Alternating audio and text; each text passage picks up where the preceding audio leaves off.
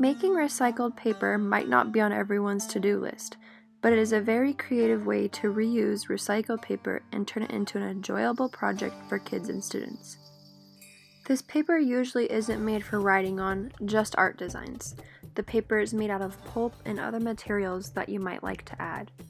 This project brings a lot of enjoyment to students and individuals that would be considered artsy or just a great project at home. The first step to making your recycled paper project would be to choose the materials you would like to put in it.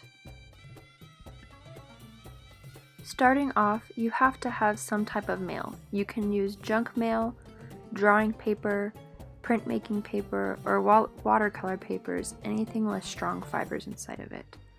After you have tore up your paper into little shreds, you can choose other materials to put inside of it, such as rose petals, glitter, and anything of that sort.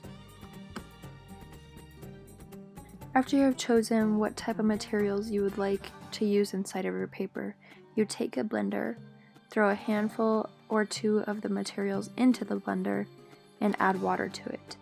You then blend the material and the water in the blender until it turns into a pulp.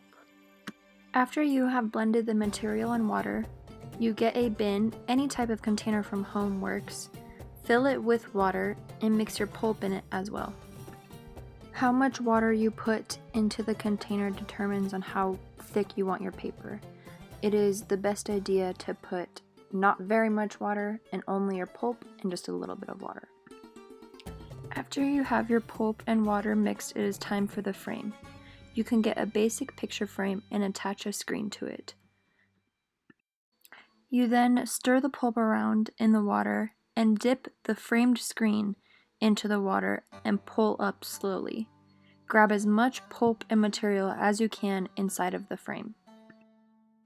After you have pulled up and have as much pulp and material as you would like inside of the frame, you need to let it drain.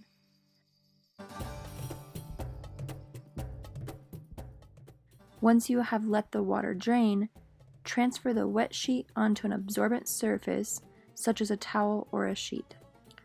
Once you have got it transferred to an absorbent surface such as the towel, hand press it with a sponge.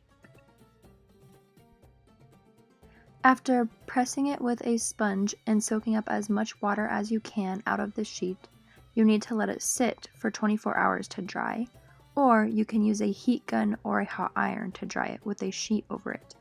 I have found that the best results come from just letting it dry for 24 hours.